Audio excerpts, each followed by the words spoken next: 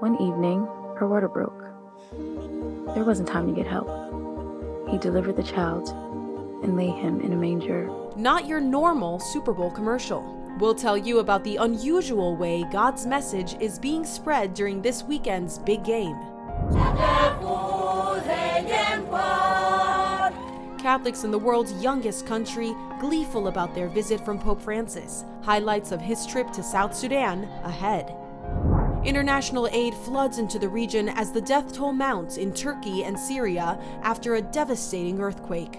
We're joined by the head of the emergency response team for Caritas Internationalis. My hope for the couples is that they grow stronger in the skills of marriage, communicating especially, grow stronger in their faith, in their love for each other. And it's National Marriage Week, a look at the sacrament of marriage through a Catholic Encounter program. It's date night at the Basilica. EWTN News In Depth starts now.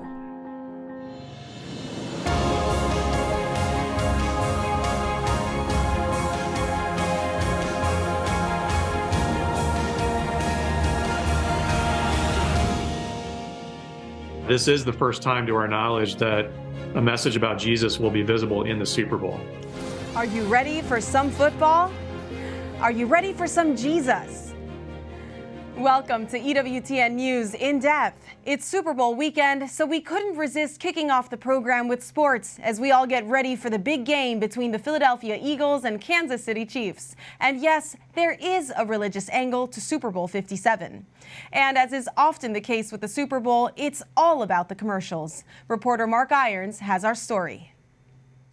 When the Super Bowl kicks off, the most watched broadcast in America is expected to receive more than 100 million viewers. Their attention not only on the game, but the commercials. Companies spend millions of dollars for seconds of airtime to advertise their products. Viewers fed messages about chips and beer, and this year, it was his cross to bear. A message about Jesus will be visible in the Super Bowl. It is going to be surprising. Brad Hill is a spokesperson for He Gets Us. The nonprofit has produced a multifaceted media campaign.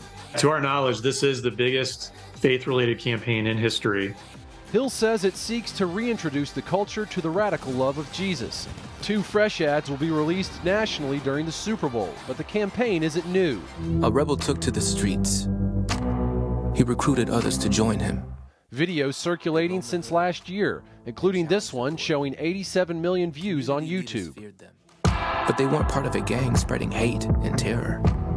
They were spreading love. We fully believe that Jesus was fully man and also fully God. The ad messages really focused primarily on the humanity of Jesus, who he was, how he lived, what he taught. The hope to draw people a step closer to Jesus to learn more about him. Hill says the campaign is not funded by a particular church or denomination, but backing from evangelical Christian groups has been reported. The family of David Green, the evangelical founder of Hobby Lobby, is reportedly behind the project, along with other anonymous donors, raising millions of dollars. And He Gets Us plans to spend millions more in the years to come to publicly promote Jesus. The campaign represents just one example of faith-based marketing. We are the Catholic Church. Call it advertising or evangelizing. For the Catholic Church, Tom Peterson says it's been very effective. We're not selling anything. We're inviting people into a relationship with Jesus. Peterson, a former advertising executive, founded Catholics Come Home in 1998. The nonprofit has been running ads on major TV networks across the country for years. If you're looking for something more, check out CatholicsComeHome.com. Peterson says the data collected shows an impact. And hundreds of thousands of souls return to the Catholic Church. Relying on grassroots fundraising and coordination with Catholic dioceses to provide an invitation. We say you're coming home to a church Jesus started that feeds you with the Eucharist, his body, blood, soul, and divinity, forgives you in the sacrament of reconciliation, guides the church family with the Holy Spirit to the end of time. Peterson has a series on EWTN profiling people who've returned to the faith. Catholics Come Home and He Gets Us may be different in their approach to faith-based marketing. Different cost, benefits, and target audience, but both operations are trying to fill a need. If you look at the human condition in the world, right, there is a fundamental need for love. Cabrini Pack is a marketing professor at the Catholic University of America. Part of her mission is to form students and future marketers in a Catholic vision. I'm actually training change agents in my classrooms because we're talking about how do we work towards a common good. And that means a whole lot more than maximizing profit. PAC mentioned some other faith-based entrepreneurial ventures that could positively impact the broader public, like Father Mike Schmidt's Bible in a Year podcast and the Chosen series. They're providing an offering, but they're not doing it with the usual tactics. So tactics include commercials, ads. Whatever the tactics may be, the goal seems to be reaching people right where they are. With, significant resourcing, what we find is like, in our society, people are turning to their screens. Social media as well, because that's what people are consuming, and they're the ones we need to invite home. The church exists to evangelize. Archbishop Charles Thompson of Indianapolis is the chairman-elect of the U.S. Conference of Catholic Bishops Committee on Evangelization and Catechesis. He says the goal of the church is to lead people to Jesus. And make sure we stand focused on him and leading people to that encounter with Christ. But we can never grow weary of doing that. The Archbishop believes ad campaigns, evangelization through media, and social media messaging can only be effective if genuine person-to-person encounters follow. If the people who learn about Christ through marketing efforts can authentically meet him through the love of others. Over the years, he's asked converts to Catholicism what's led them to the faith. They always say my spouse, my boyfriend, my girlfriend, a co-worker, a classmate, a friend. They tell me it's someone, it's a person. Mark Irons, EWTN News in Depth. Evangelization efforts aren't just on the airwaves, they're also taking place right on the ground, 30 minutes away from the Super Bowl stadium in downtown Phoenix. The Diocese of Phoenix started a grassroots campaign to welcome football fans who are flocking to the Super Bowl Experience Center, which hosts exhibits, games, merchandise, and more. It's located at the Convention Center right across the street from St. Mary's Basilica. Joyce Coronel, the program manager for Christ in Our Neighborhood, is leading the efforts to welcome visiting fans. Thank you so much for joining us. What inspired you to start this campaign? Oh my gosh, very inspired by, of course, what happened to Damar Hamlin, seeing the whole country praying for him, praying for this, all the football fans and ESPN, sportscasters, everyone praying. And so when we discussed it amongst ourselves here at the Pastoral Center, the communications team, we thought, why not have a big banner welcoming football fans on the front of the Basilica? So 30-foot banner, right?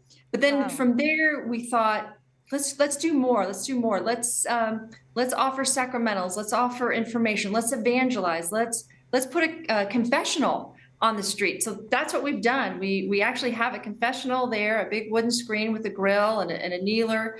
And we've got big signs everywhere saying, priest available for confession or just want to talk. And we've got priests covering every hour that we're out there, 12 hours on Saturday and a little fewer hours on Thursday and Friday. But it's been just amazing to see lay people and priests come together to bring that hope and that love of Jesus Christ to Super Bowl fans. That's beautiful. And I know that this really is a moment of prayer. People are realizing post-COVID that maybe they're interested in the spiritual, maybe they've fallen away from the spiritual habits that we know are so enriching. How are you going to bring those fans in? Aside from the big banner, you've got all these volunteers, you're offering the sacraments, you're offering these great opportunities right across the street. How do you plan to bring them in? Well, it's been really interesting to watch. I was out there all day yesterday. We've got our big table. It's surrounded. It's got a huge banner on it that says Roman Catholic Diocese of Phoenix. And then we're holding up crosses. We've got a big processional cross set up there. So it's eye-catching. And as people walk past, we're holding up crosses, we're holding up miraculous medals, and we're saying, hey, we'd love to give you a free cross. Would you like a free miraculous medal? And then these are not just trinkets. We're giving them a pamphlet to go with it that explains, who Jesus is and why we need him as Savior in our life. We're giving them the explanation of how we got the miraculous medal. We're giving out rosaries. So beautiful. People see us, and if we lock eyes with them, we have a big sign that says, "Can we pray for you?" And it's amazing to see people come up and ask for prayers. People on the outside might look like everything's fine, but on the inside, they're longing for Jesus. We all are. and he's longing for us. So I think sometimes we lock eyes with them and they start to say, no, thanks. But then they come back. And we've seen that happen a few times where people walk past, but then they come back and they do want to talk to us. That's beautiful. So are you finding anything surprising in those conversations? You're offering the sacraments, you're giving people the opportunity to reconnect with the rosary through prayer. So it's here's something to teach you how to pray, but also come pray with us. What are you learning about these fans and their needs? Well, the needs are amazing. And I try to share with them, and our volunteers will share from the heart. And I just tell them, my life before I had completely surrendered to the Lord Jesus, I was a mess. I needed his peace, and now I have it in my heart. And I found the freedom that we all long for and the joy that he wants to give us. And so I just speak from the heart about that with them, and people open up. We had a woman that stopped by last night. She was a mother of 6. She lost 3 of her children. Oh. And she was heartbroken. And she said, we told God 3 strikes, you're out. And she wasn't interested. But then she came back and our volunteers prayed with her. And she explained that her 3 surviving children were away from God, were away from the church. So we have a list. We're keeping a list of prayer intentions, and we're going to keep praying for those people. We're going to pray for every single person that we prayed with, every person who made contact with us. But we're also praying for the people that just walked by and maybe didn't approach us, but that seed was planted because they saw a priest standing there with a stole ready to offer them God's mercy. They saw people ready to give them a free gift. We're giving water bottles too. We're giving out granola bars. We're meeting people where they are and just going out to find them, because you're right. People, since COVID, a lot of folks haven't come back and a lot of people have just drifted away. So we got to go out to where they are. And Super Bowl fans, we want to reach them too. We want to reach everybody with the good news that Jesus is the answer to every problem. And his hope is an eternal hope that we all have access to. That's exactly right. He never said he'd solve our problems, but he said that he would accompany us and work with us until that eternal grace that we all long for. So then what are your hopes? You said it's not a one and done. It's not a walk by. I'm just going to pray with you here in this moment. What is your hope, and does this campaign live on? The campaign lives on, absolutely. Everywhere we go, I keep sacramentals with me, and I'm always talking to people. I think is a great opportunity when we're out and about to shine that light of Christ, that hope and that love that we found, and share it with other people in gentle ways. And so, yeah, the mission lives on. We want to do events like this again.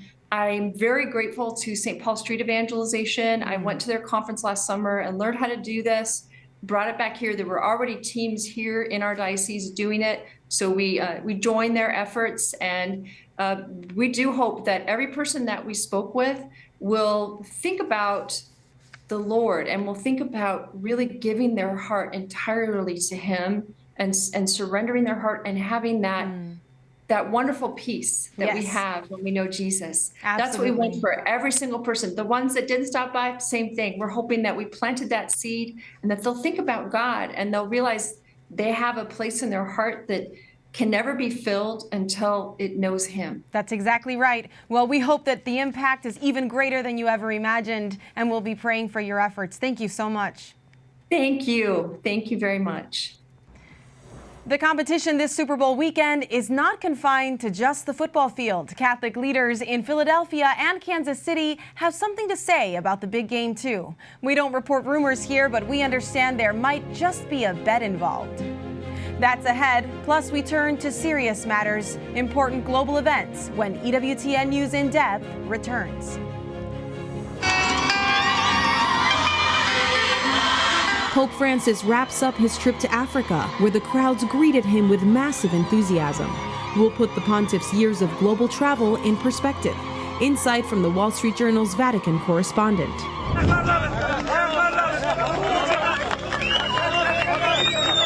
We talked to a major international relief agency working around the clock to help victims of one of the worst earthquakes in decades, as rescue and recovery teams search through mountains of rubble in cities across Turkey and Syria.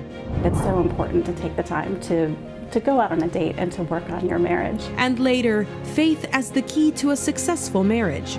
We'll tell you about a special program that's reinvigorating relationships and bringing couples closer to God. We'll be right back.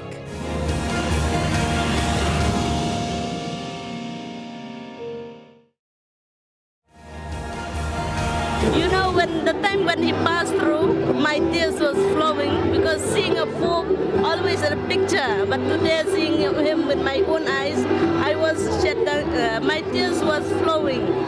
Catholics in the world's youngest country, South Sudan, celebrate their first papal visit, hopeful the Holy Father's words will inspire peace in a country struggling with violence. Welcome back to EWTN News In Depth. Last Sunday in Africa, Pope Francis wrapped up his first papal trip of the year. On this program last week, we brought you coverage of the Holy Father's trip to the Democratic Republic of the Congo. Now, a look at the second leg of his trip to South Sudan on what he called a pilgrimage of peace. We need peace for our children! We need peace for our children! Peace in South Sudan! South Sudan gained independence in 2011. Despite its wealth of oil, it's one of the least developed countries in the world. Just 2 years after gaining independence, South Sudan fell into a bloody civil war. More than 400,000 people died due to the war, and an estimated 4 million are displaced. Though the war officially ended a couple of years ago, real progress remains slow, and violence remains common. The country is still bleeding, and we hope that the coming of the Holy Father will help us to really build peace in this country. Father Don Bosco Anyala, editor-in-chief for ACI Africa, explained that Pope Francis had his heart set on visiting the young, war-torn nation for years. Pope Francis seems to have a very special love for Africa, but again, a very particular, intense love for the people of God in South Sudan. He mentioned a trip to South Sudan as early as 2017. And in 2019, he personally asked South Sudanese rivals visiting the Vatican to find a way to end the conflict. He made a dramatic gesture of bending down, going on his knees, and kissing the feet of the president, Salva Kiir, and the main opposition leader, who is now the first vice president, Dr. Riek Machar. This gesture has been repeated over and over again as a symbol of the humility and the longing for lasting peace that Pope Francis has for the people of God in South Sudan. To make this longing for peace a reality, the Holy Father marked another apostolic first, an ecumenical trip with Archbishop of Canterbury Justin Welby and moderator of the General Assembly of the Church of Scotland, Ian Greenshields. In a symbolic gesture of the unity of South Sudan's churches, the three Christian leaders joined together for an interdenominational prayer service and asked South Sudanese leaders to unite for their people. Our Christian brothers and the world Christian leaders still do remember us, and they've come to be with us, which is a great encouragement to us all. During his visit, Pope Francis also made a special effort to highlight women and young girls in a country with some of the highest rates of sexual and gender-based violence in the world. In the ongoing conflict, women seem to bear the brunt. They are the ones that are left widows when their husbands have gone to the battlefields. They are the ones left struggling with their children when there is conflict or running from their homes, being displaced. Pope Francis met with displaced women who shared their heartbreaking stories. Pope Francis blessed and thanked the South Sudanese women and told the country that its future depends on its women. Mothers. Women are the key to transforming the country. If they receive the proper opportunities, through their industriousness and their natural gift of protecting life, they will have the ability to change the face of South Sudan, to give it a peaceful and cohesive development. On his last day in South Sudan, Pope Francis celebrated Sunday Mass with more than 100,000 people attending. South Sudanese celebrated their first papal Mass with immense joy. Look at the crowd everywhere. People are so happy, so enjoyable. Wow, it's wonderful, it's amazing. Now that Pope Francis has returned home to the Vatican, it's up to the leaders and people of South Sudan to end the bloodshed once and for all. The visit of the Holy Father, alongside the other two leaders, by itself will not bring peace. It will require that the political class, the people of South Sudan themselves, desire the peace. The Pope's trip to Africa is but one of 40 overseas journeys the Holy Father has taken so far during the 10 years of his papacy, with stops in 59 countries. Many of his trips historic in their ecumenical outreach. What's the Pope's strategy in his travel choices? What does it say about his pontificate? Who better to ask than our next guest, Francis Rocca. Frank has been covering the Vatican for nearly 2 decades, the last 8 years as the Vatican correspondent for the Wall Street Journal. Frank, it's so great to have you here with us. Despite his age and mobility problems, Pope Francis has packed in a tremendous amount of travel in just 10 years. What's the overall strategy regarding which countries are selected for these papal visits? Well, he said this week as he was flying back from South Sudan, speaking to the reporters on the plane, he said, the criterion is I choose to visit the smallest countries. People will say, but he went to France. No, I went to Strasbourg. I will go to Marseille, not to France. The little ones, the little ones. He said the criterion is to get to know a little bit about the hidden Europe. He's talking about Europe in this case. That part of Europe that has so much culture but is not known, to accompany countries, for example, Albania. My choice is not to try to fall into the globalization of indifference. And I think that applies more broadly to the whole world. He's chosen to go to often to countries that don't have large Catholic populations, countries that small, very poor countries, and to skip some of the more obvious countries. He still has not been to Spain, which is remarkable given Spain's importance in the Catholic Church and the fact that he's from Latin America and the fact that he's a Jesuit, which is an order founded by a Spanish saint. So he hasn't been to Spain and he hasn't been to Germany, but he has been to Albania, as he says, and he has been to Bosnia, and he's talking about going to Mongolia. Right, and in visiting these countries, he's also appointing leaders who are in these minority Catholic countries. So it's an interesting thing to watch as well. You were on his historic visit to Iraq in 2021 when he met with the Grand Ayatollah Ali al-Sistani. Tell us about his outreach to the Muslim world.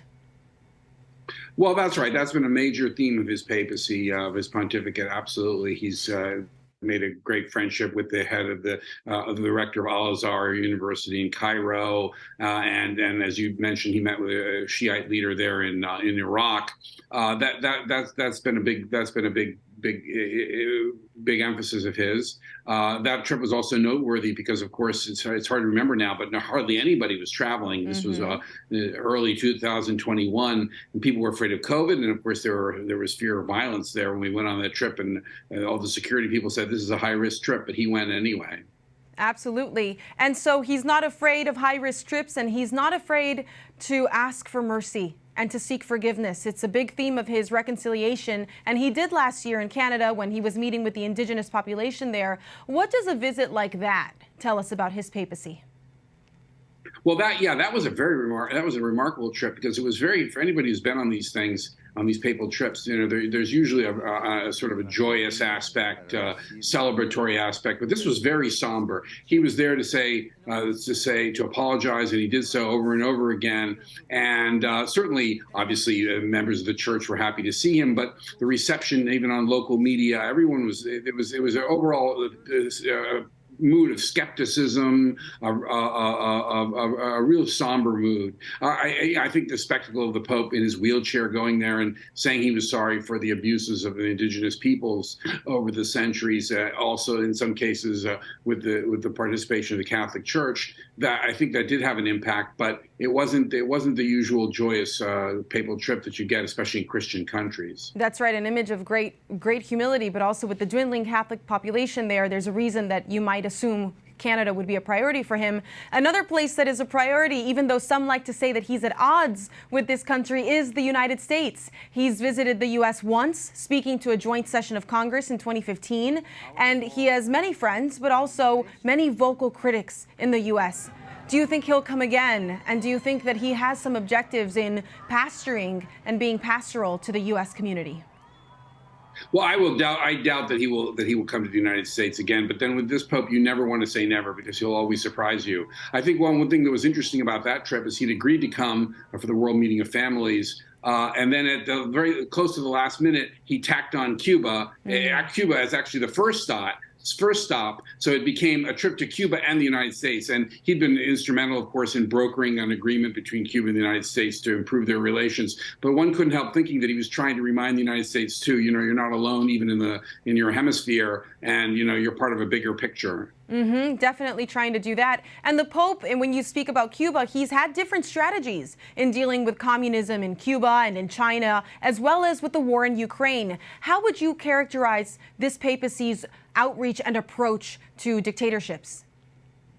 Well, with Cuba, there was predictably some dissatisfaction and criticism when he didn't meet with dissidents there in Cuba, and he didn't criticize the regime more publicly for its treatment of dissidents. But you have to put it in perspective. I was there with Benedict in 2012, and there was the same criticism made at the same then, and I believe that happened when John Paul visited too in the late 90s. So the Vatican strategy has been with Cuba, and the bishop's strategy there has been not perhaps as aggressive as some people would like to defend the human rights issues there, and as Cuban dissidents would like.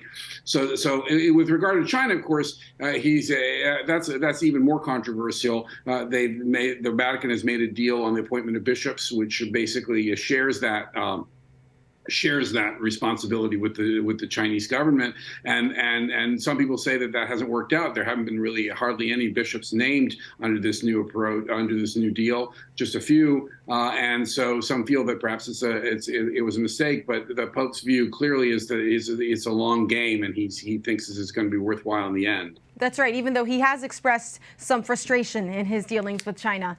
Well, Frank, thank you so much for being with us and for clarifying this great legacy that I know we're going to be celebrating his decade as Pope in a couple of weeks. Thank you. Thank you.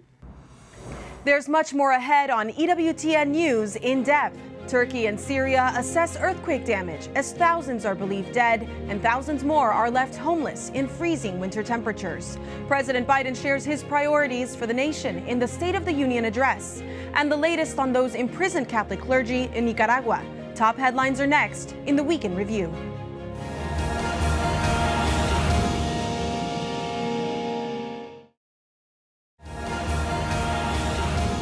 Preghiamo insieme perché Let's pray together so that our brothers and sisters can go on as they face this tragedy. And we ask the Virgin Mary to protect them. In his weekly general audience, Pope Francis calls for prayers for earthquake victims in Turkey and Syria.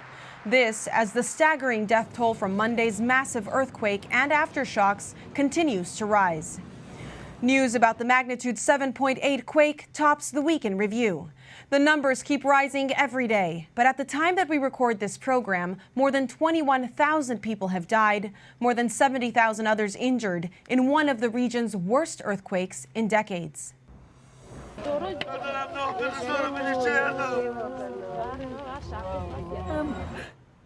The disaster has become an overwhelming humanitarian crisis. As days go by, the chances of pulling any more survivors out of the rubble dwindles. With thousands of buildings collapsed throughout both Turkey and Syria, many tens of thousands of people are homeless in the bitter winter cold. The massive quake struck in the middle of the night on Monday as people were sleeping. Many people were trapped and killed as buildings pancaked. Aid workers say no one in the quake zone has escaped tragedy. If residents themselves survived, they have lost loved ones.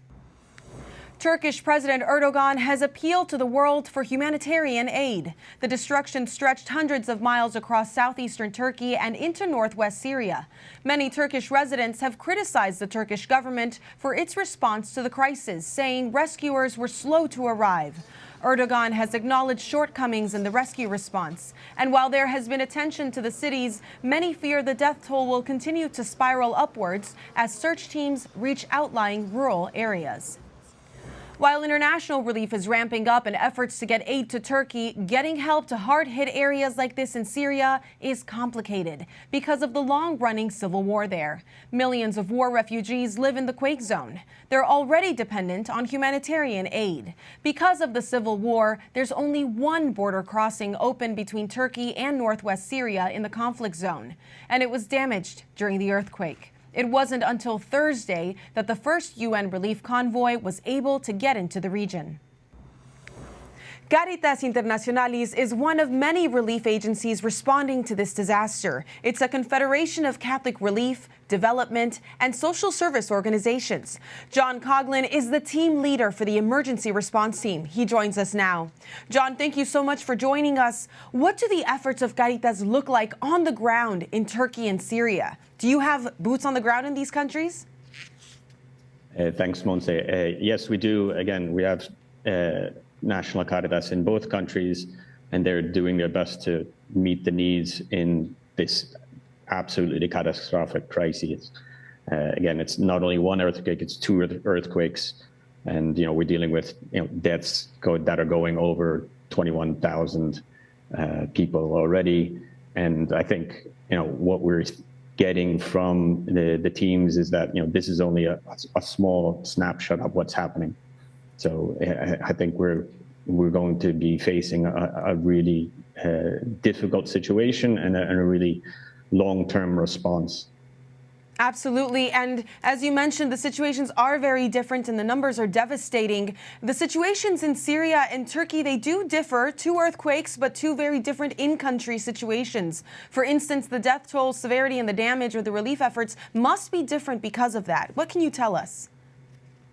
So yes, definitely the two earthquakes hit in Turkey. So this is where the major damage has been. The human toll is absolutely much greater than it is in Syria. So also we need to be thinking that Turkey has been hosting over 4 million refugees in addition to its own population. So there are its own citizens, but also people that are vulnerable from the places that they've had to flee because of war, because of other conditions that they were forced to flee. And how does that make your relief efforts different? Well, again, if you're working in a country where there is conflict, such as Syria, then we need to be very careful about what we do, and make sure that we're assessing the needs that are there. And I think the main thing is that we're making sure that we're reaching out to the right people. Again, even in Syria, we're talking about 6 million people who have been displaced because of conflict.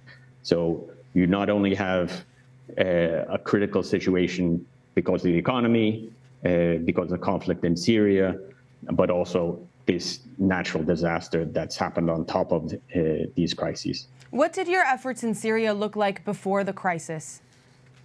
So Syria, we've been working since the beginning of the beginning of the crisis in 2012. We have a number of strong teams on the ground in different countries, in different places, such as one of the most affected areas hit by the earthquake, which is Aleppo. In Aleppo, there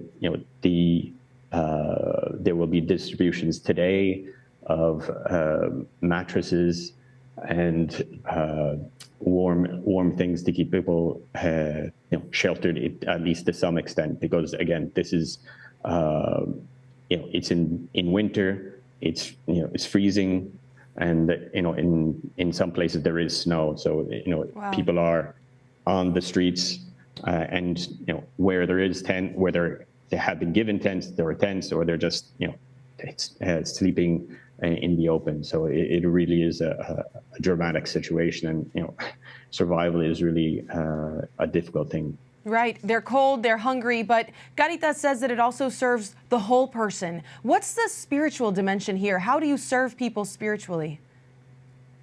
I think the question is, looking at the whole person, that it's not only providing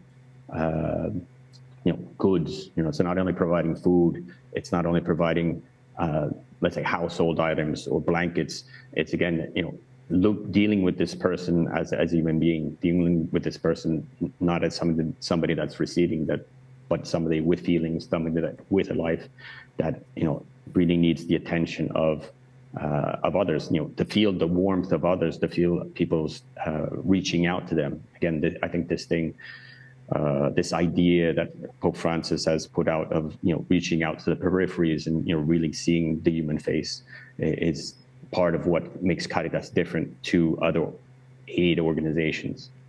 And John, how does this affect your team internally? I'm sure that being on the ground takes its toll on your team as well. Yes, particularly in Turkey, the office of Caritas was destroyed. The cathedral was destroyed in the Diocese of Anatolia. So it's not only, what has happened to your neighbors, what has happened to your relatives, what has happened to the people that you serve, but also, you've lost your house, you've lost your office. So,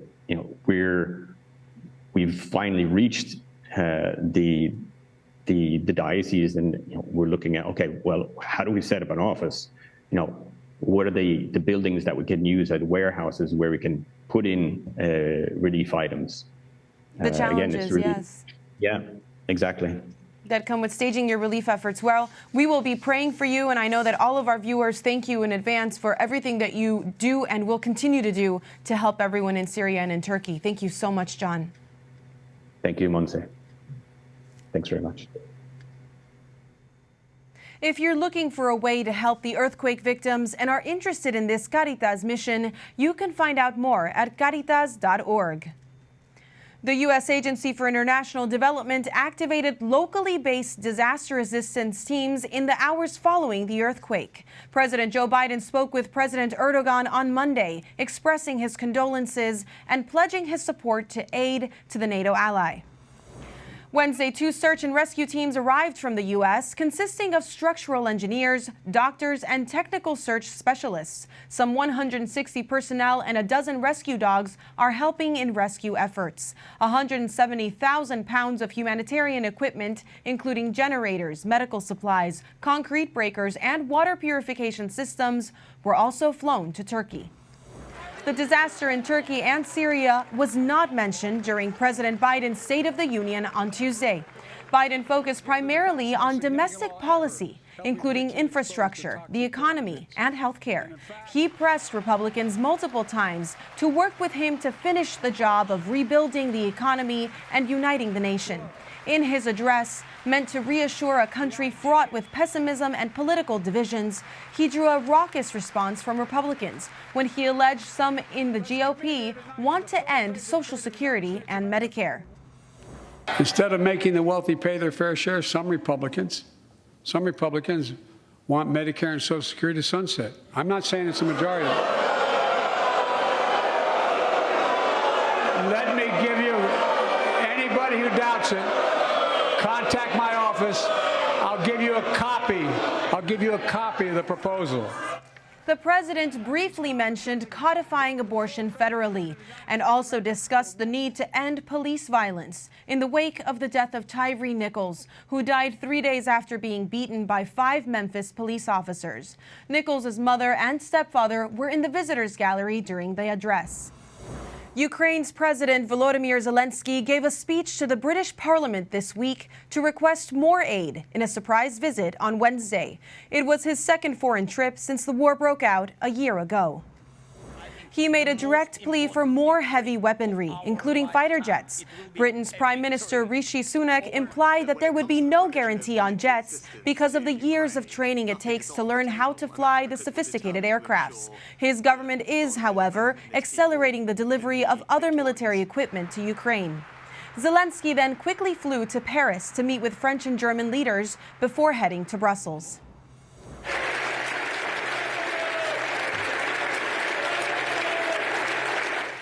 That's where he was greeted by a standing ovation in the Parliament of the European Union. Zelensky made a heartfelt appeal to allow the Ukraine to join the EU, noting his nation upholds similar values. While thanking the countries who have supported Ukraine through the war, he continued his plea for more military aid to defeat Russia. An update now on the Catholic clergy and laity in Nicaragua, who were found guilty of conspiring to undermine national security. We've learned after they were sentenced to 10 years in prison this week, they were then released on Thursday to the United States. They were part of a group of more than 220 political prisoners that arrived at Dulles Airport in Virginia. Family and friends of those prisoners welcomed them with cheers and waving flags. The Biden administration helped facilitate their release from the government of President Daniel Ortega, which is widely condemned as a dictatorship. It's not clear what Nicaragua will get in exchange, if anything at all. Bishop Rolando Alvarez also faces charges of conspiracy to undermine national security in Nicaragua. He still awaits his sentencing and remains under house arrest. This video from last August shows the bishop walking with a monstrance on the street to which he is confined. The bishops' conference of the European Union this week demanded Bishop Alvarez's release. And now, time to get a little more upbeat here on EWTN News in Depth as we commemorate National Marriage Week. Fun in marriage is serious business. We've never met a couple who are on the way to the divorce court who are having fun together. We talk to Catholic couples joyous about their marriage encounter and their date nights at the Basilica. Next.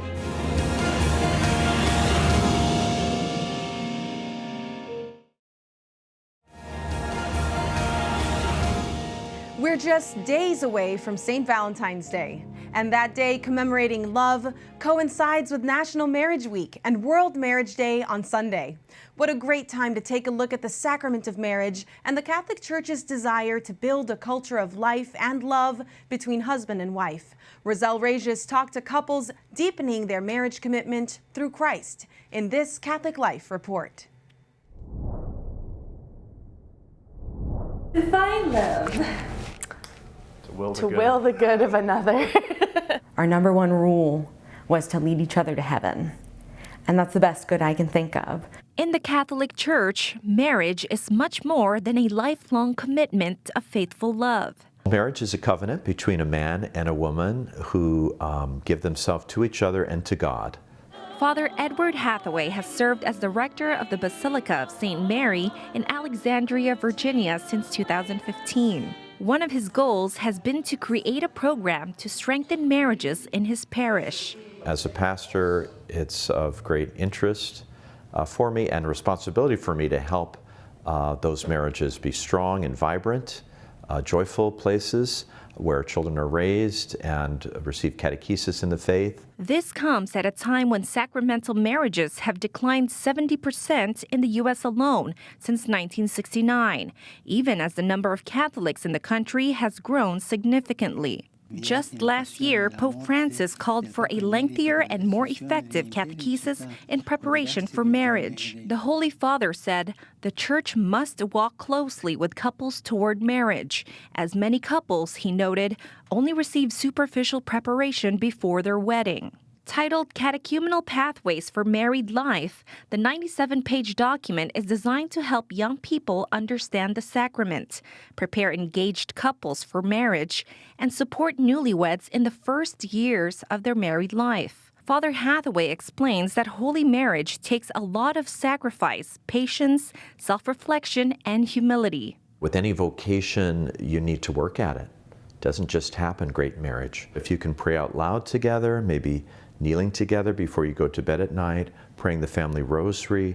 These are ways in which we acknowledge the supernatural and open our hearts to grace. Last year in the fall, the Basilica of St. Mary introduced Date Night at the Basilica. The apostolate utilizes a program called 10 Great Dates, which helps spark intimacy, romance, and fruitful conversations between married and engaged couples as they spend time together on a date. Each date has a theme.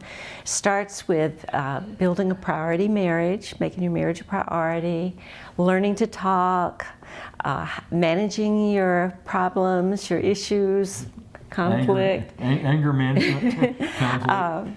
Encouraging one another. Other great date topics include balancing your role as partner and parent, having an intentional marriage, and deepening your intimacy. The book and video course was developed by David and Claudia Arp. For decades, the duo has been offering resources and training to help couples build better marriages and families. Date night at the Basilica starts off with a social gathering. followed by a discussion about one of the 10 great dates topics. Then the married couples are off to go on their dates. We thought it would be a good opportunity to carve some time out for ourselves as a married couple, but then to also meet other couples in the parish and kind of get encouraged by them and share experiences as a married couple. Raymond and Rebecca Moore have been married for 8 years now. By participating in date night at the Basilica and meeting other married couples, they say their marriage has brought them closer to their faith. Pray for your spouse and pray with your spouse. That's kind of drawing back to the strength of God and asking Him for help for your spouse and for yourself. It enriches our lives, but we've gotten to meet a lot of wonderful people along the way as well. One of the other couples participating, Leah and Chase Hatton, also believe faith is what binds them together. I'd say faith is crucial. So apart from our COVID wedding, my wife suffered with 3 miscarriages that were really hard. And our faith really was able to help us navigate that grief in a healthy way. 9 months ago, Leah and Chase welcomed baby Annie. As new parents, date night at the Basilica is just what they needed to re-energize their marriage. After having Annie, it was so nice that they offered childcare, and just it's so hard, especially we're not from here and our family isn't here. They've really helped us through this period of a lot of change, be able to pour into our marriage and our family now too, because they do so many great things. Ann Somerset, one of the coordinators for date night at the Basilica, enjoys witnessing couples rekindle their love for one another at each session. It was also so great to watch the couples on their way out the door to their dates. You know, kind of the twinkle in the eye, the feeling of anticipation of a great night, and just also that feeling of being happy and in love. I think that we all have when we first start dating comes back, and you get to see that, and that's just wonderful. And I hope that they'll know that they have a community that supports them in their church, in their parish, and all the other Catholic married couples they know. Rosal Regis, EWTN News in Depth. Last week, before National Marriage Week and World Marriage Day, Pope Francis reiterated the strong need to rediscover the meaning and value of the union between a man and a woman. And last year, the Vatican released a set of guidelines for local churches to help better prepare future spouses for marriage. These new guidelines call for a lengthier process than has been in place, and it comes in 3 parts. First is the preparation, which lasts about a year and begins with a rite of engagement. The second phase includes a few months of more immediate preparation and a pre-wedding retreat. Lastly, the third phase consists of assisting newlyweds during their first 2 or 3 years of marriage. If you want to learn more about the marriage preparation programs available to you locally, contact your diocesan office. And for more information about the 10 Great Dates program that Rosal told us about in her report, visit 10greatdates.org. Up next, we have 2 church leaders in the wings, ready to talk a little football. It's Philly versus Kansas City when we return.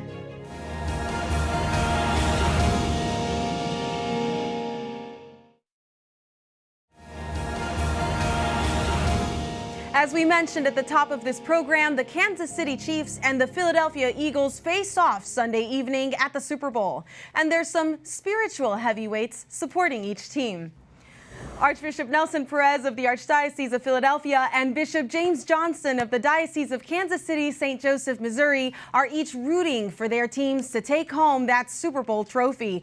Thank you both for being with us. I'm sure you're looking forward to this weekend's kickoff. Archbishop Perez, let me start with you. Are you a big football fan? You look dressed for the occasion. Well, you know, everybody in Philly is a football fan this week, right? Absolutely. And of course, of these big games, absolutely. I was actually at the playoff game with the Giants, in which we kind of creamed them within the first 10 minutes. So I just want to put that out there. That's very good. Bishop Johnson, how are you feeling? We're feeling very confident, too. We're kind of living through the golden age of Kansas City Chiefs football out here in Kansas City, and they're going to their 3rd Super Bowl in 4 years, so we're hoping to bring another one back and hoping we can stand up to that good Philadelphia defense. Oh boy. Well, it sounds like you're not only dressed for the occasion, but your hearts are ready to pray for the occasion. Are you each hearing something special for your parishioners? Bishop Johnson, any chance you're getting a few tips on keeping your homily short so people can get to the game? Well, yeah, and fortunately I've got early masses on Sunday, so but I'm still going to keep it short. We're going to probably add some extra petitions to the prayers of the faithful, though, for the Chiefs. Archbishop Nelson, are there any recommendations you'll be making about fostering unity among families so that we don't all fight with each other this Sunday? Well, absolutely. You know, people are passionate about their sports teams, and that's a wonderful thing, right? Because it celebrates life, and it celebrates achievement, and it celebrates teamwork, right? That these teams work as a team, and that's why both of them have gotten to the Super Bowl. So our families have to also work as a team, because a team that doesn't work that way doesn't win. That's exactly right. Prayer is essential. What is it that they say? The family that prays together stays together. Definitely probably the same for a team, right? Right? Bishop Johnson, a little bit of catechism here. Tell us, is it okay to pray for our team to win and for another team to lose? Well, I would say with regard to the first question, yes, it's okay to pray for your own team to play to their best of their abilities so that they can be victorious. I've never advised people to pray for bad things to happen to other people. So we just pray, focus on our own team, and they're excelling to the best of their abilities. And a little bit of grace and mercy for those who don't win. Archbishop Nelson, I have it on a good account that you came here with a wager in mind. Can you tell me what's going on? So I'm going to place a wager to Bishop Johnston of $500 to go to our Catholic charities or Catholic social services to serve those in need. So get your checkbook out, Bishop. All right, well, game on. I think I'll take you up on that wager, Archbishop Perez. That sounds like a good thing. And although I was looking forward to a bunch of Philly cheesesteaks, but that sounds probably better. It'll help more people. I'll put one in the mail for you. I don't know how it's going to get there, but... Well, it definitely sounds like you've got some charitable wagers in mind to make sure that we keep our eye on the prize, which is definitely heaven rather than divisions within teams. Is there one last tip that you have? When we think about sports, we think about everything that comes with that, the family unity, the food that we share with each other, the bread that we break. Any tips on keeping your eye on the prize this Sunday? Bishop Johnson. Well, you know, our lives are made up of so many things, and every community has sports teams, and even from high school on up, and we see our faith reflected, and it can be woven into so many aspects of our lives, including sports and athletics, and so we should celebrate the opportunity that we have to have such great fun together through this competition. Thank you. Archbishop Nelson, last word with you. Well, you know, it's a great time for both Kansas City and Philadelphia, especially as Philadelphia wins the Super Bowl. But it is a time of people stepping away from sometimes difficult lives and challenging lives and rallying around sport and community and family and teamwork. And there's a part of our Christianity that Christian faith that is about all those things, right? And especially as we run the real race. That's right. The real race of grace and faith as we all really go for the bigger Super Bowl of them all, and that is to get to heaven. That's right. The final race, which we know has already been won. Thank you both so much. You're welcome, and go Chiefs. Great. Go Eagles, and God bless you, Bishop Johnson. It's wonderful to hear you and see you. Thanks, Archbishop. You too. God bless. God bless. So for all you football fans, strap in. The bet is on to see which Catholic Charities organization gets that nice donation. And that does it for this edition of EWTN News In Depth.